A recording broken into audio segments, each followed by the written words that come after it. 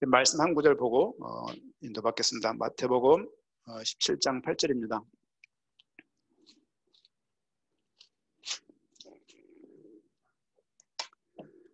예전에 한참 많이 읽던 말씀인데, 우리 변화산에서 예수님과 이제 제자들이 함께 올랐다가 거기서 어떤 장면들을 보게 되어서 우리 17장 1절부터 8절 말씀까지 같이 우리 읽도록 하겠습니다. 같이 읽습니다. 엿새 후에 예수께서 베드로와 야고보와 그 형제 요한을 데리시고 따로 높은 산에 올라가셨더니 그들 앞에서 변형되사 그 얼굴이 해같이 빛나며 옷이 빛과 같이 휘어졌더라. 그때 모세와 엘리야가 예수와 더불어 말하는 것이 그들에게 보이거늘 베드로가 예수께 여쭈어 이르되 주여 우리가 여기 있는 것이 좋사오니 만일 주께서 원하시면 내가 여기서 초막셋을 짓되 하나는 주님을 위하여 하나는 모세를 위하여 하나는 엘리야를 위하여 하리이다. 말할 때 후련히 빛난 구름이 그들을 덮으며 구름 속에서 소리가 나서 이르시되 이는 사랑하는 아들이요 내 기뻐하는 자니 너희는 그의 말을 들으라 하시는지라. 제자들이 듣고 엎드려 심히 두려워하니 예수께서 나와 그들에게 손을 대시며 이르시되 일어나라 두려워하지 말라 하시니 제자들이 눈을 들어 보매 오직 예수 외에는 아무도 보이지 아니하더라. 아멘. 오늘 말씀 제목을 정한다라면요,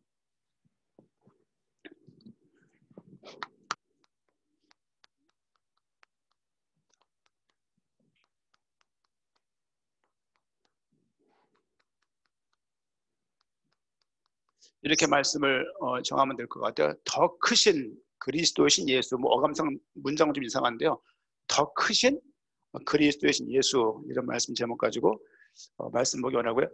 지금 마태복음을 끝난 지가 지금 한 주 됐죠. 그런데 이제 계속 이렇게 마태복음의 그 거리를 한 20cm 앞에 두고서 계속 좀 보고 달려왔다라면 요즘에는 좀 물러나서 이렇게 좀 물러나서 그 어떤 내용을 전달을 했지, 그리고 전달했던 내용들이 이렇게 뭐 디테일하게 전달하고 애를 썼지만 1장의 이 내용과 뭐 12장의 이 내용과 22장의 이 내용과 뭐 8장의 이 내용과 무슨 관련이 있지? 그런 좀 생각을 하면서 보려고 보는 게 아니라 제 방에 앉으면 늘 이제 그 메인 성경에 그 마태복음들 터 있으니까 이렇게 뒤척뒤척이면서 좀 보고, 그리고 이제 또 묵상을 하면서 항상 제 자리에 이렇게 낙서하는 게 많아요. 낙서 종이가. 이것도 이제 이렇게 낙서 종이 하는데, 그래서 어떤 건 막 이면지 적혀 있기도 하고 하다가 막 생각나는 걸 적어놨다가 이제 틈틈이 이제 생각했던 부분들,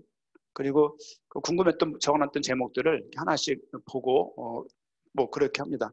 그렇게 하면서 이제 말씀을 좀 정리를 하고 있고, 이제 또 새벽에 마가복음을 전해야 되기 때문에 마가복음을 거의 좀 다 끝마치는 상황에 좀 준비를 하고 있고, 또 우리 오후에 또 우리 스타디 모임 있잖아요, 교육자분들. 그래서 또 주중에 한 번 정도는 발표자와 통화를 하고 뭐 애로사항은 없는지, 어떤 부분이 좀 막히는지 대화도 하고, 저도 물론 선행해서 책을 좀 읽어야 되니까 책을 또 이제 오늘 새벽에 내려가고 계속 이제 책을 좀 못 봐서 아침에 좀 이렇게 쭉 보고 좀 그랬습니다.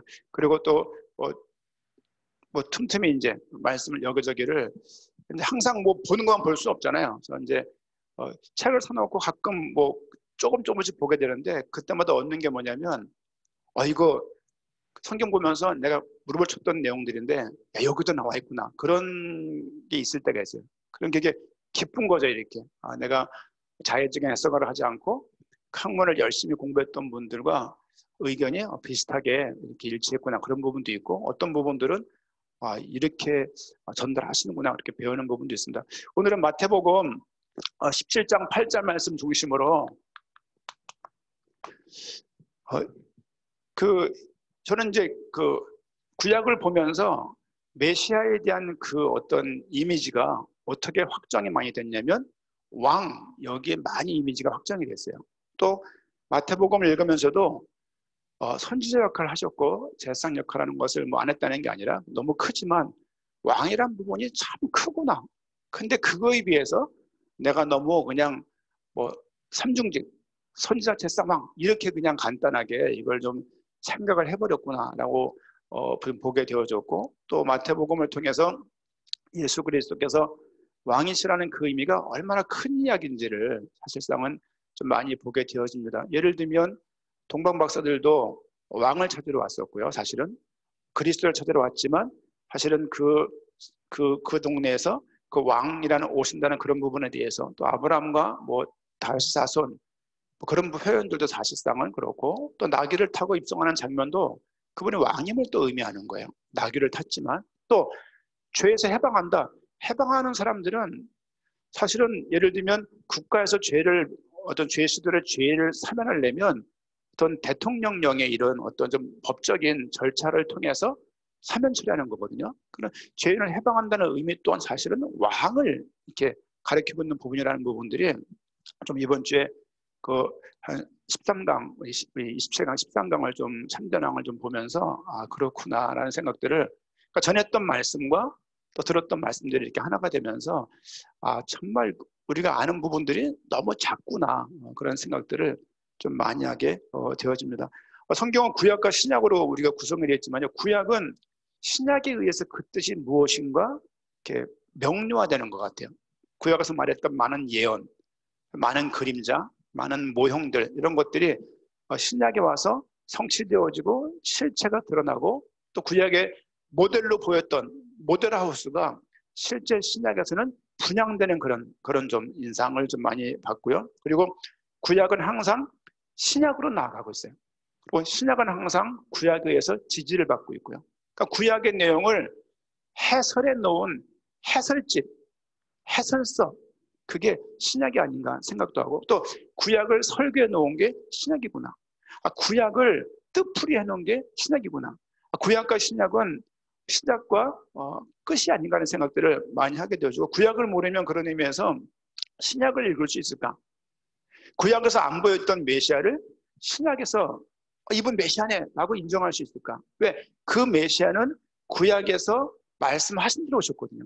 말씀하신 분이 오신 거예요. 근데 말씀하신 분에 대한 기록과 내용에 대한 믿음이 없는데 신약에서 대뜸 예수님의 메시아네, 이런 이해가 얼마나 그게 작은 생각일까? 왜냐면 한 민족을 들어서, 한 가문을 들어서, 한 시대를 들어서 이 나라와 저 나라의 관계를 통해서 전달됐던 그 메시아에 대한 그 언약이 사실은 그냥 한두 명이 말한 게 아니잖아요. 그렇죠? 2000년가량, 1700년 가량에 중간됐던 그 말씀들, 창세기부터 말을 하게 되면 4000년 정도 이상 정도 했던 그 언약들이 신약에 성취되는 거예요. 그러면 신약에 성취되는 그분들이 성경만 들여다봤냔 말이에요. 그렇지 않을 거 아니에요. 왜? 그들에게 성경이 없었잖아요. 구약 성경을 각 개인마다 가정들이 갖고 있을 수가 없었습니다. 그냥 들었던 거. 그러니까 얼마나 많이 들었으면 그들이 또 성경을 정작 연구했던 분들, 바리새인이랄지 서기관이랄지 사두개인들은 실제 성경에서 요구하는 그 믿음을 잘 갖고 있지 않은 모습들 또한 사실상 많이 보게 되어지고, 또 요즘에는 로마서를 이제 신학교 때 강의해야 되기 때문에 우리 그 자유주의 신학자라고 말하는데 신정통주의 우리 칼바르트 있는 사람이 있어요. 그 사람이 로마서 강의를 쓰고서 그 사람이 유명해졌거든요.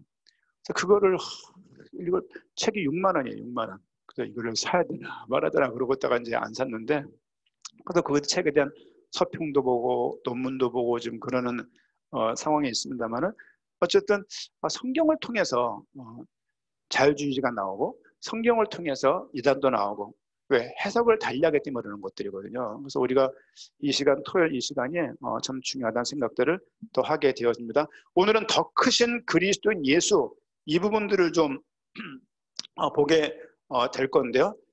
우리 마태복음 1장을 보겠습니다. 성경을 한 7군데를 볼 건데요. 마태복음 1장. 1장에 어떤 부분이 있냐면요. 아브라함과, 그렇죠? 아브라함과 다윗의 자손 예수 그리스도의 계보다, 족보다, 이런 말이 있습니다. 보통은요, 저는 전주채 씨 평도공파 몇 도선지 몰라요. 잊어버렸는데 뭐 그쪽에 있다고 말합니다. 그러니까 전주채 집안에 제가 들어가 있는 거예요. 그러니까 우리 족보라고 말하죠. 이제 성경 1장 1장 마태복음 보면은 아브라함과 그냥 아브라함의 족보 이렇게 말하면 돼요. 아니면 다윗의 족보 이렇게 말하면 돼요. 근데 굳이 아브라함과 다윗의 자손 예수 그리스도의 계보다, 예수 그리스도의 족보다, 그 족보가 예수 그리스도의 족보라는 거예요. 물론 한글적인 표현에서 해석이겠지만 아브라함의 족보, 다윗의 족보라고 말하면 될 것을 굳이 예수 그리스도의 족보라고 말하는 이런 표현들이 사실은 예수 그리스도는 아브라함과 다윗보다 큰 자였음을, 큰 힘을 우리가 짐작해 볼 수가 있습니다. 예수 그리스도 족보다, 생각을, 이거 상식적인 거죠. 생각을 잘 해보시면 이분이 어떤 분인데 아브라함보다 더 탁월한 분으로, 다윗보다 더 탁월한 분으로 기록을 할까? 그 뒷내용을 쭉 보게 되지만 족보가 쭉 나오게 되어지고, 또 그 마리아의 어떤 그 남자를 알지 못한 채 아이를 낳게 되어지고 성령으로 잉태되었음을 또 꿈을 통해서, 환상을 통해서 말씀을 듣게 되어지고, 요셉 또한 성령님에게 설득을 당하여서 그 결혼을 하고서 말씀하신 대로 하나님이신 그리스도가 마리아의 몸을 통해서 태어남을 우리가 볼 수가 있습니다.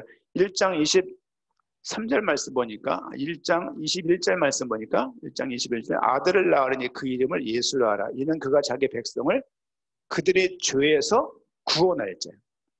죄에서 건질 자예요. 그렇죠? 죄에서 죄인을 누가 해방할 수 있냐? 그 나라의 대표자만 할 수 있는 거예요. 그렇죠? 하나님만, 왕만이 죄에서 해방시킬 수 있는 이런 부분들이 왕이라고 굳이 말하고 있지 않지만 사실은 그가 왕이신 것을 하나의 증명하고 말하는 부분이 아닌가 하는 생각들을 또 할 수가 있습니다. 또 우리 마태복음 22장 말씀 보니까, 두 번째 마태복음, 한번 우리가 봤던 말씀입니다만은 좀 정리하는 차원에서 마태복음 22장 보겠습니다. 마태복음 22장 45절. 저는 이 본문이 굉장히 저한테는 크게 들어왔던 그 내용인데요. 몇 번 봤었죠? 바리새인들과 예수님과의 대화입니다. 대화에서 42절에 예수님께서 바리새인들에게 묻는 거예요. 그리스도에 대하여 어떻게 생각하냐? 그렇죠? 예수님이 바리새인들한테 묻는 거예요. 그리스도에 대해서 어떻게 생각하냐? 라고 할 때 바리새인들이 한 말입니다. 뭐라고 말했습니까? 어떻게 생각하냐? 누구의 자손이냐? 라고 물었죠. 그들이 말했습니다. 다윗의 자손입니다. 그렇죠? 다윗의 자손입니다. 다윗의 후손으로 올 것을 바리새인들은 알고 있는 거예요. 그러니까 그들이 최소한, 여러분, 구약을, 성경을 모르는 사람이 구약을 읽고서 다윗의 후손으로 메시아가 오겠네라고 읽어내기 쉽지 않아요. 성경을 모르는 사람이 안 믿는 사람에게 줘갖고요, 내가 100만 원 줄 테니까, 아니 1억 줄 테니까 구약을 읽어보고 그리스도가 누구의 후손으로 오는지 한번 찾아봐 라고 말을 한다면, 영특한 머리가 있다 할지라도 실제 그 내용을 그냥 독서해서 찾아내기가 쉽지 않아요. 왜냐하면 예수 그리스도를 기점으로 구약을 바라볼 때 보이는 부분이지, 구약 자체만을 가지고 그 다윗의 후손이 메시아인가라는 것을 생각해내기가 쉽지 않습니다. 하나님이 도우셔야 가능한 분들이에요. 모형들을 보고서, 등장했던 사건과 사물과 예표를 보고서 그가 저 예수님이라는 것으로 추론할 수가 없어요. 신약에 딱 서서 예수가 그리스도라는 것을 믿고 깨닫고 그때 보일 때 보이는 부분들이에요. 그러면서 어떤 말씀으로 이해갑니까? 45절 말씀 보니까 다윗이 그리스도를 주라 칭하였은즉, 이 말씀은 시편 110편에 나와 있습니다. 110편 1절 말씀 보면은, 주께서 내 주께 이르시되 내가 내 원수를 발 아래 둘 때까지 내 우편에 앉아있으라 하셨도다. 다윗이 쓴 시편의 내용인데요. 무슨 내용이냐면 다윗이 그리스도를 향해서 뭐라고 말했냐? 주라고 표현했어요. 다윗의 후손으로 올 것이지만 오실 그 그리스도는, 그 위에 본문 보게 되면요, 그리스도가 다윗의 후손으로 올 것인데, 그 다윗의 후손으로 올 그분은 다윗의 단순한 씨가 아니라 다윗보다 더 큰 자다. 그렇죠? 다윗이 주라고 칭할 정도로 더 큰 자였다. 다윗이 왕이었잖아요. 그렇죠? 그 왕이신 다윗이 왕이었던 다윗이 주라고 표현할 정도의 그 인물, 그가 누구냐? 그러니까 그리스도입니다. 그 그리스도가 바로 저 예수님이라는 거예요. 그 내용들을 이 본문을 통해서 사실은 좀 그냥 막연한 다윗의 후손이 아니라 후손이지만 다윗보다 큰 자. 사실은 이 마태복음은 안 믿는 유대인들을 향해서 쓴 이야기들이에요. 그러면 교회라는 이야기도 사복음서에서 마태복음만 나와요. 왜냐하면 나머지 책들은 이방인들에게 주로 한 책들이거든요. 이방인에게 전달할 때랄지 아니면 영지주의를 변증하고 쓴 요한복음이랄지 내용을 볼 수 있는 건데, 마태복음은 성경을 알고 있고 유대인 문화를 가지고 있고 혈통적으로 성경을 가지고서 왔던 그들이에요. 여자의 후손, 얼마나 큰 예언이에요. 왜? 여자가 한두 명입니까? 그렇잖아요. 또 그 후에 우리 뭐 아벨이랄지 셋이랄지 노아를 통해서 아브라함까지 전달돼요.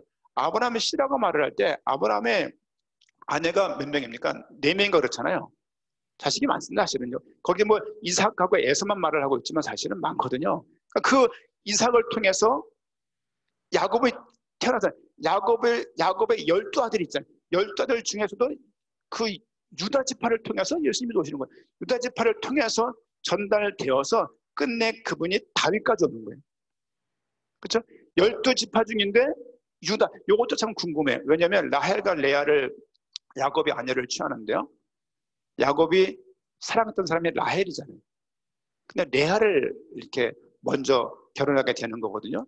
근데 사실은 유다 지파는 사랑했던 라헬을 통해서 태어나는 사람은 요셉과 베냐민이에요. 나머지 10명은 본인을 사랑하지 않았지만 결혼했던 레아를 통해 난 거예요. 예수님은 그런데 요셉 지파랄지 베냐민 지파가 아니라 또 유다 지파를 통해 태어나요. 이거 생각할 때 사랑하지, 예를 들면 인간적으로 별로 이렇게 많이 사랑하지 않았던 그 레아를 통해서 태어난 후손 유다를 통해서 또 그 왕권이 연결되는구나 보게 되어지고, 그 쭉 이어지다가 다윗까지 오는 거예요. 그 왜 남유다 위주로 하나님께서 복을 나리시고 그들을 도우시냐? 북이스라엘은 여로보암을 통해, 여로보암은 다윗의 아들이 아니에요. 솔로몬의 아들이 아니에요. 그렇죠? 다윗의 계통이기 때문에 솔로몬 계통을 태어나야 되는 거예요. 근데 솔로몬 통해 나라가 두 개 갈라지잖아요. 솔로몬의 아들은 르호보암이에요. 여로보암은 북이스라엘인데 그 북이스라엘은 보다 남유다 솔로몬의 그 다윗의 혈통을 통해서 계속 하나님의 어떤 축복의 그 언약 계보가 이어지는 것을 좀 볼 수가 있어요. 그런 것을 보게 되면 참 그냥 던져진 말이 아니라 얼마나 구체적으로 세밀하게 말씀들의 성취되고 이루어지고 있는가를 보게 되는 거예요. 그냥 말씀이 처음 믿음 없을 때는 막 껴맞춘 것 같잖아요. 껴맞춘 것 같고 어떤 건 믿을 수 있는 말이고 어떤 건 믿을 수 없다는 말로 생각도 하는데, 성경을 꼼꼼하게 보게 되어지고 코박고 보다가 조금 떨어져 보다가 조금 더 물러서서 팔짱 끼고 꼼꼼히 생각을 해도 어떻게 이 말씀들이 그렇게 짝이 되어서 맞을 수가 있는지. 여러분 성경을 읽어보세요. 성경을 읽어보시면 그때 말씀을 드렸지만 성경 기록의 목적이 그리스도 목적인 것을 모르면 유명한 설교를 10,000편을 듣고 10만 편을 들어도 혼자서 성경을 읽을 수가 없어요. 여러분 성경이 보이지가 않으면 어떤 일이 벌어지냐면요, 자꾸 이렇게 기폭이 심하게 되어지고, 그리고 한 사람에게 실망이 되어지면 그것 때문에 뭐 교회를 쉽게 떠나기도 하고, 또 한평생 믿음 생활하는데 정상적으로 믿음 가운데 깊이 못 들어가는 일이 벌어져요. 그리고 계속 줄을 선다고 말을 하지만 복음보다 자꾸 내가 보이는 거예요. 내가 보이기 시작하면요, 우리 다 어떤 면에서는 거적대기 같고 그렇잖아요. 그냥 버려진 막대기 같은 우리들이 이 말씀을 붙잡고 말씀에 인도받을 때 우리 모습이 왜 안 보이겠어요? 그런데 복음이 크게 보여준다고요. 이건 주님이 허락하셔야 돼요. 이 부분을 두고 기도할 수 있어야 되고, 이 부분이 각 개인들의 한계를 이렇게 넘게 하는 기회가 되기도 하고, 또 이 복음이 아니면, 그렇게 복음이 발견되지 않으면 당대 세계복음화는 그냥 구호입니다. 구호. 열심히 내가 참여하는 것 같으면 힘을 내고 뭔가 아무것도 안 하고 멈춰 있는 것 같으면 주저앉고, 그렇지 않아요. 그렇지 않아요. 인생을 돌아다보게 되어지면 하나님이 우리를 흥황하게 할 때가 있고 세울 때가 있고 주저앉게 할 때가 있고 다 그렇습니다. 그 부분을 인정하는 것까지가 참 하나님의 은혜가 필요해요. 그렇구나. 성향적으로 활발한 사람들이 있어요. 성향적으로 의지가 굳은 사람이 있어요. 성향적으로 변함없이 성실하게, 근실하게, 근면하게 사는 사람들이 있어요. 또 성향적으로 안 그런 분들도 있어요. 중요한 것은 이 복음이 그것과 상관없이 발견돼야 돼요. 복음이라는 얘기는 성경을 통해서 예수가 그리스도라는 이 부분들이 그냥 공식적으로 예수는 그리스도 이런 거 말고 실제 말씀을 통해서 계속 묵상이 되어지고, 여러분, 자, 학교에서 옛날에 강연자를 불러와요. 예를 들면 뭐 책은 도끼다, 뭐 그 어느 그 책을 쓴 사람을 이렇게 모셨어요. 전 누군지 몰랐어요. 그냥 대화하고 그랬어요. 그런데 그 사람을 통해 불렀는데 한 1000명가량 오는 거예요. 그 사람 강연을 들으려고. 또 강땡땡 어느 소설가를 불렀어요. 그냥 사람이 그냥 막 몇천 명씩 오는 거예요. 홍보를 안 해도 사람이 몰려오는 거예요. 왜? 그걸 들으려고. 사람들이 얼마나 그 지혜와 그런 거에 목말라 있는가를 보게 돼요. 근데 막상 교회 나오는 수많은 성도들은 왜 말씀을 듣고도 계속 복음수는 못 들어가질까? 뭐 반대하는, 방해하는 세력이 있으면 물론이고, 또 이 복음이 하나님께서 계시해야지만 가능한 부분들인 거예요. 우리가 스스로 여는 것을 깨달을 수 있는 게 아니라 하나님이 성령께서 조명하시고 계시하셔야 되는 거예요. 그 부분을 두고 기도할 수 있어야 됩니다. 하나님, 나에게 말씀을 알게 해주세요. 그렇죠? 그런 사람이 말씀 안 읽습니까? 아니, 말씀을 읽게 되어져요. 이 말씀 읽는다는 얘기는요, 꼼꼼하게 하루에 몇 장씩 읽는 그걸 말하는 게 아니에요. 1년에 한 번 안 읽을 수도 있어요. 중요한 것은 말씀을 알려고 하는 그 마음이 우리에게 계속 있어야 돼요. 그래야 이 시간이 여러분들에게 복됩니다. 안 그러면 이 시간 되게 여러분들한테 최 목사님 저렇게 늘 했던 얘기 또 하는 거 같고 또 하는 거 같고 그렇지 않아요. 저는 한 번 설교했던 거 다음 주 할 때 부담 갖는 사람이에요. 중남미 가서도 한 번 했던 것을 이 본문을 복음 처음 들으니까 또 해도 괜찮아요. 그게 부담스러운 사람이에요. 그게. 왜? 같이 움직이는 팀들이 말씀을 다 같이 들었잖아요. 내가 잘 먹히는 설교 가지고 계속 먹이는 것 같잖아요. 그런 부담감? 말씀이 그리스도를 가득하기 때문에 어디를 봐도 그리스도라고 전하고 싶은 거예요. 물론 복음이니까, 그렇죠? 안전하게 복음 전하는 게 좋아요. 좋은데 왜냐면 어떤 설교를 죽을 수도 있으니까 우리 말로. 근데 중요한 것은 그렇단 말이에요. 그럼에도 불구하고 왜 같은 얘기를 제가 늘 하겠습니까? 같은 얘기가 아니라 성경의 곳곳에서 그렇단 말이에요. 그렇죠? 무슨 설교집 보고 짜낸 거 아니에요. 어느 책 보고 퍼온 거 아니라니까요. 그렇죠? 아침에 내려가서 말씀을 쭉 보는데, 그렇지, 더 크신 그리스도, 이 말을 이게 생각해 보세요. 우리가 말씀을 전하는 것과 모세가 하나님 말씀 전한다 말하는 것과 같을까? 우린 받은 이 적어진 말씀을 보고 성도들에게 지금 필요한 말씀을 전달하잖아요. 모세는 하나님 말씀을 받은 거예요. 곧장 그가 말하는 하나님의 말씀, 하나님이 말씀하신다 할 때 그 어떤 가슴에 있는 그 뭐랄까요? 그 말씀이라는 그 말에 대해 할 때 그 어떤 자세, 이게 같을까라는 생각이에요. 그렇죠? 바울이 말할 때 하나님 말씀하셨다 그 부분을 말하는 것과 그 말씀을 읽고 해석해서 말하는 우리와 같을까라는 생각이 드는 거예요. 자세에 믿음에 많은 차이가 있겠다 생각이 좀 되었습니다.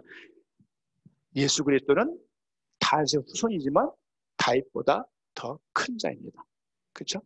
세 번째, 마태복음 12장입니다. 마태복음 12장 41절 말씀. 41절 말씀. 마태복음 12장 말씀 봅니다. 12장 41절 말씀 같이 읽겠습니다. 심판 때 니느웨 사람들이 일어나 이 세대 사람을 정죄하리니 이는 그들이 요나의 전도를 듣고 회개하였음이거니와 요나보다 더 큰 이가 여기 있으며, 요나보다 더 큰 이가 여기 있다 그래요. 그렇죠? 요나를 갑자기 왜 표현했을까요? 요나는요, 유대인의 어떤 하나님의 백성으로서 누구에게 복음을 전하냐면 이방 나라 어디입니까? 아수르, 수도인 니느웨에 가서 하나님의 말씀을 그냥 너무 싫은 거야. 왜? 우리를 괴롭히는 그 나라인데 그 나라에 가서 하나님의 말씀을 전달해야 되는 거예요. 너무 싫어. 도망가다가 물고기 뱃속으로 들어갔잖아요. 3일 동안 예수님이 그런 말씀했어요. 표적을 요구할 때 마태복음 2번이나 얘기해. 내가 보여줄 표적은 요나의 표적밖에 없다. 왜? 그가 죽으신 것과 부활을 의미하는 거예요. 그렇죠? 그랬던 그 요나, 여러분 이방 나라 수도를 뒤집은, 지금 같은 미국 워싱턴 가서 복음 전했는데 워싱턴이 회개하는 거예요. 예를 들면 누가 와서 한국 서울에서 복음 전했는데 그 한 사람의 그 메시지 때문에 서울시 자체가 회개하는 거예요. 북경 가서 복음을 전했는데 북경 자체가, 중국의 수도 북경 자체가 회개하는 일이 벌어지는 거예요. 이런 일을 했던 요나예요. 그런데 요나보다 더 큰 이가 왔는데 너희는 이 말씀을 안 듣는 거야 라고 말하는 거예요. 그렇죠? 요나보다 더 큰 자입니다. 그렇죠? 42절 말씀, 12장 42절 말씀 한번 다시 42절 한번 읽어보겠습니다. 심판 때 남방 여왕이 일어나 이 세대의 사람을 정죄하려니 이는 그가 솔로몬의 지혜로운 말을 들으려고 땅 끝에서 왔음이거니와 솔로몬보다 더 큰 이가 여기 있느니라. 누구보다 크냐? 솔로몬보다 큰 거예요. 아까 말씀드렸죠? 학교에서 강사를 부르면, 연사를 부르면 1000명, 2000명씩 온다고요. 들어올 수가 없어요. 밖에 서가지고 까치발을 뜨고 그걸 들어요. 왜? 그 유명한 사람의 말을 한번 들어보려고. 그런데 솔로몬이 어떤 사람이에요? 잠언과 전도서를 저술한 사람이에요. 지혜 사람이에요. 그렇죠? 그 솔로몬보다 큰 이가 왔는데 얼마나 솔로몬이 컸냐? 그 지혜를 들으려고 남방에 있는 여왕이 솔로몬을 만나러 올 정도로 그렇게 지혜로운 사람이에요. 그 지혜로운 사람보다 솔로몬보다 큰 이가 여기 있다. 그 누굽니까? 그게 예수 그리스도예요. 더 큰 이가 더 큰 죄를 가지고 왔음을 의미합니다. 또 마태복음 우리가 읽었던 17장 봅니다. 마태복음 17장 말씀 보니까 우리가 읽었습니다마는 그 두 명의 인물이 나오죠. 3절 말씀 보니까 모세와 엘리야가 예수와 더불어 말하는 것이 그들에게 보이거늘. 함께 갔던 제자가 있습니다. 누굽니까? 베드로와 야고보와 그 형제 요한. 보통 제자를 외울 때 그렇게 외워요. 베안야요, 빌바도마, 야다시우 이렇게 외웠었거든요. 베안야요, 베드로, 안드레, 야고보, 요한 1그룹 오른팔, 그렇죠? 빌바도마 2그룹 왼팔 이렇게 말을 그때 외웠었는데 어쨌든 지금 17장에서 마태복음 17장에서 뭘 말하고 있냐면 구약의 대표자라고 말한다면 모세와 엘리야라고 말할 때는 구약의 대표자예요. 모세는 모세경을 쓴 율법의 대표자이고 또 구약에서 가장 사악했던 그 왕 아합 왕, 구약에서 북이스라엘 상대로서 가장 탁월한 선지자 역할을 했던 사람 누구냐? 그게 엘리야예요. 엘리야라는 얘기는 곳곳에 많이 나와요. 말라고도 엘리야가 올 것이다. 마태복음에도 엘리야가 이미 왔다. 엘리야를 계속 써. 왜? 그만큼 능력 있는 선지자 중에 선지자예요. 그렇죠? 모세는 어떤 종된 모습을 가지고서 여호와를 섬겼다라면 사실은 엘리야는 굉장히 선구자 같은 아주 탁월한 앞장서 하나님 말씀을 도모하는 그런 선지자였어요. 그 모세와 엘리야가 함께 무슨 대화했는지 모르겠어요. 무슨 대화했을까? 잘 지냈냐? 요즘에 뭐 맛집 어디냐? 이런 대화를 했을지 아니면 어떤 대화였을지 모르겠어요. 아마도 그리스도의 죽음을 예표한 얘기들을 아마 하지 않았을까? 5절 말씀, 8절 말씀 보니까 그런데 조금 있다 보니까 저들이 눈을 들어 보매 오직 예수 외에는 아무도 보이지 않더라. 모세도 사라졌고 엘리야도 사라졌고 하여튼 모세보다 그는 큰 자고 그렇죠? 엘리야보다 그가 큰 자였음을 또 말씀을 통해서 볼 수가 있습니다. 사실은 엘리야가 사라지고 예수는 사라지고 모세만 남았다. 그러면 뭐 괜찮은데 아니면 모세 사라지고 예수는 사라지고 엘리야만 남았다라고 표현할 수 있는데 왜 그들의 눈에는 엘리야도 사라지고 모세가 누구예요? 그들에게 엘리야가 누구예요? 생각을 해보세요. 다 사라지고 오직 예수만 남았다. 이런 표현들이 예수 그리스도가 모세보다 엘리야보다 큰 자임을 우리가 또 생각을 해낼 수가 있습니다. 또 우리가 마태복음입니다. 마태복음 16장, 너무 잘 아는 구절인데요. 16장 앞으로 좀 넘어가세요. 16장 내용들을 좀 보니까요, 15절 말씀 보니까 너희는 나를 누구라 하냐라고 말하죠. 그거 14절 말씀 보니까 세례요한입니다. 더러는 엘리야입니다. 어떤 이는 예레미야나 선지자 중에 하나라고 말합니다. 그렇죠? 또 등장하죠, 엘리야. 세례요한은 그 당시에 아주 정말 대차게 선지자 사역을 했던 그런 선지자예요. 예수님과 동시대. 그렇죠? 세례요한, 엘리야, 예레미야. 결론은 뭐냐면 16절 말씀 보니까 시몬 베드로가 고백했죠. 주는 그리스도시요 살아계신 하나님의 아들이십니다. 예레미야보다, 세례요한보다, 또 엘리야보다 예수님이 크신 분임을 말을 하고 있습니다. 왜 크신 분이냐? 그분이 그리스도이시기 때문이에요. 그는 왕이시기 때문이고, 선지자의 끝에서 선지자의 뚜껑을 닫은 분이고, 제사장의 끝을 뚜껑을 닫은 분이고, 더 이상 제사가 필요 없는 거예요. 왜? 그의 제사가 온전했고 완전했기 때문에. 그가 왕이신 거예요. 그가 모든 것들을 끝내시고 보호하시고 인도하시고 책임지시고 우리를 구원하신 분이에요. 엘리야보다 당연히 크고 예레미야보다 당연히 크고 세례보다 당연히 클 수밖에 없는 것이죠. 그가 더 큰 힘을 알 수가 있습니다. 우리 마태복음 11장 9절 말씀 봅니다. 마태복음 11장 9절. 11장 9절 말씀 보니까 같이 한번 읽겠습니다. 그러면 너희가 어찌하여 나갔더냐 선자를 보기 위함이더냐 옳다 내가 너에게 이르노니 선지자보다 더 나은 자니라. 이런 표현입니다. 선지자보다, 그는 선지자보다 더 나은 자다. 그렇죠? 사실은 선지자라는 말 표현이 어디에 제일 많이 나올까요? 구약일까요? 신약일까요? 당연히 구약이죠. 그렇죠? 그런데 신약 마태복음에서 39회인가 나와요. 열왕기 상인가 예레미야 빼놓고는 선지자란 말이 제일 많이 나오는 곳이 마태복음이에요. 그것도 신약에서 그것도. 그러니까 어떤 말을 다루냐면 왜 이렇게 하신 이유는 선지자가 말한 그것들, 그렇죠? 말한 것을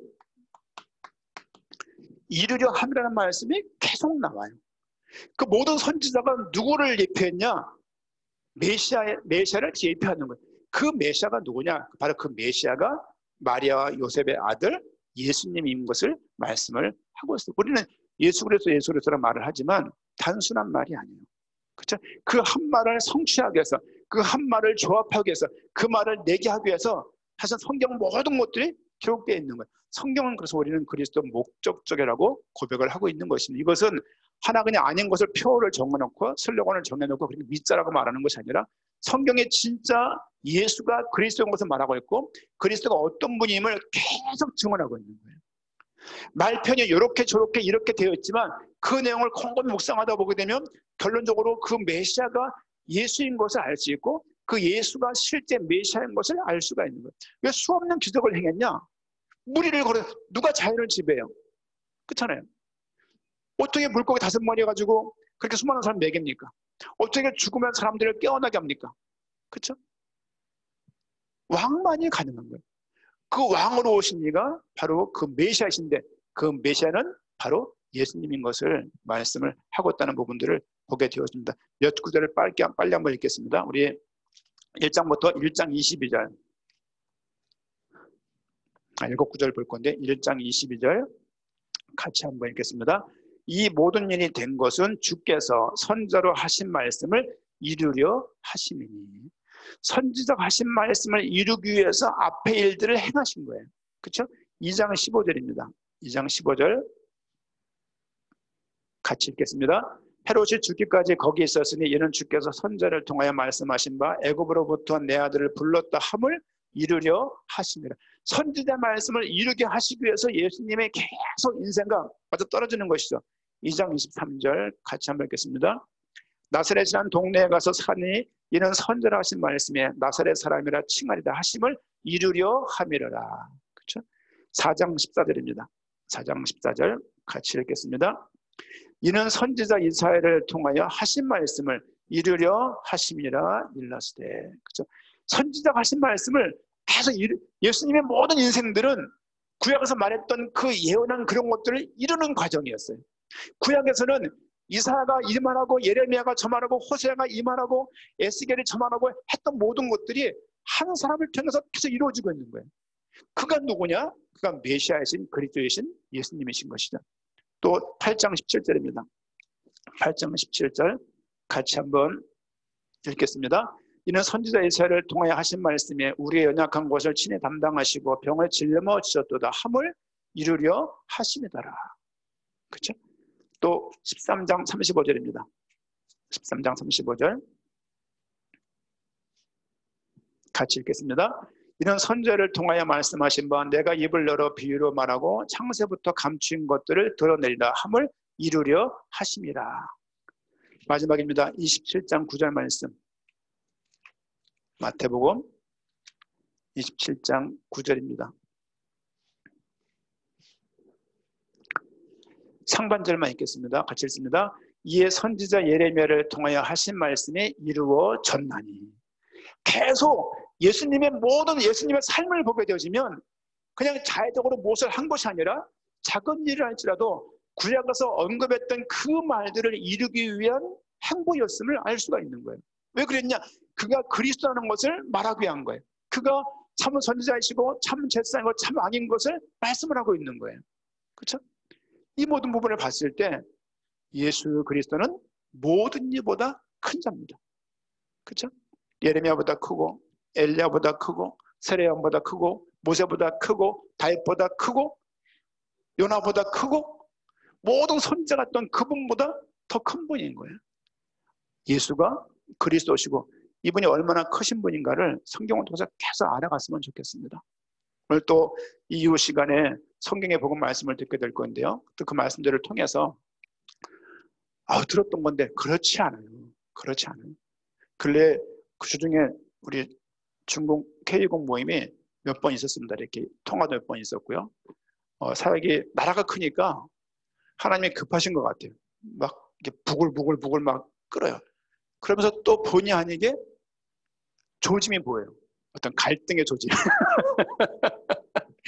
그래서 야, 다 똑같냐 이렇게 하면서 뭐 통화도 하고 대화도 하고 막 그렇게 합니다만 그런 거죠. 이제 성경의 복음을 전하는 데가 없다.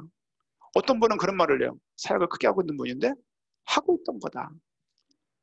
이건 너무 간단하지 않냐. 60일간 혹시 교재 없냐. 막 왜 교재가 있어 활용을 하니까 활용하는데도 눈이 가 있는 것 같아요. 아니 4개 먼저 답이 돼야 된다고. 4개 답이 안 되면요 이거 아무런 쓸데기 없는 거예요. 쓸모가 없습니다. 이거 그렇잖아요. 12강 10강 공부한다고 공무원고시가 패스가 가능합니까? 아니면 사법고시 패스가 가능해? 행정고시가 가능한가요? 그렇지 않거든요. 이게 답이 나야 신앙생활이 시작되는 거예요. 이게 답이 나야 당대 세계복음화의 성도로 무엇을 하고 안 하고 문제가 아니라 당대 세계복음화의 성도로 주를 향해서 주 욕심을 사모하면서 삶이 가능해지는 거예요. 그렇죠? 뭐 무지막지 어마어마한 일을 하자는 게 아닙니다. 물론 하나님이 많은 문을 열고 계셔갖고 생각해보세요. 주중에 아시아 모임이 이루어지고 있고요. 아프리카 모임이 진행되고 있고요. 프로로 유럽 모임이 진행되고 있고요. 또 아메리카 모임이 되고 있고요. 오세아니아 빼놓고는요. 지금 큰 중국까지 지금 각 나라들이 예전에는 돈을 싸들고 사람의 팀을 내어서 시간을 내어서 교회를 비우고 막 가서 4주씩 5주씩 화장실에서 막 예배를 드리고 막 극한지고 이렇게 그런 생활을 하다가 지금은 얼마나 간단해요. 클릭 몇 번이면 들어가는 거예요. 몇 번 들어가고 이 실감이 안 나는 거예요. 이게 하나님이 그때 그렇게 일하시지만 지금 이렇게 하고 계시잖아요. 막힘이 없는 분이고 사람이 보기엔 불가능하다고 보이지만 비행기끼리 맡기고 백끼리 맡겨도 방법이 있잖아요. 그걸 지금 계속 감당하고 있음을 우리가 이렇게 보게 되어집니다. 얼마나 귀한 일이고 어마어마한 일인지 몰라요. 거기에 계속 목사님들이 사역자들 들어가서 같이 참관하고 말씀 전하고 또 계속 자기들 또 움직여지고 우리가 주도하는 게 아닙니다. 하나님께서 이렇게 하시는 거예요. 그걸 수정되어 있는 것 뿐이거든요. 이건. 저는 그런 생각했어요. 우리 모든 교육자들이, 모든 사역자들이, 전사님, 예를 들면, 네팔 말씀 전해주세요. 네, 예를 들면. 전사님, 아니 선교사님, 간사님, 여기 베트남에 말씀 전해주세요. 네, 이랬으면 좋겠다 생각이 들어요. 왜냐하면 가는 거는 조금 버거웠잖아요. 왜? 여러 가지 준비가 필요하고. 지금은 이 말씀만 닿으면 되는 거예요. 그렇죠? 그릇 준비하고요. 그놈의 그릇은 도대체 언제 크는 겁니까? 그렇잖아요. 다 깨트려버리고 나가야 돼요. 무슨 그릇이 필요합니까? 우리 그릇대로 쓰시는 것도 있지만 하나님은 하실 수 있잖아요. 하나님은. 하나님은 다 하실 수 있습니다. 그걸 붙잡고 우리에게 주어진 재능, 우리에게 주어진 달란트, 은사, 우리에게 주어진 생각, 인성, 캐릭터, 성정, 성향 이런 거 다 동원해서 하나님 쓰시거든요. 중요한 것은 우리가 이 말씀이 계속 보여야 돼요. 우리 토요 모임 시간을 통해서 말씀을 계속 보여주는 은혜가 있기를 부탁을 드립니다. 기도하겠습니다.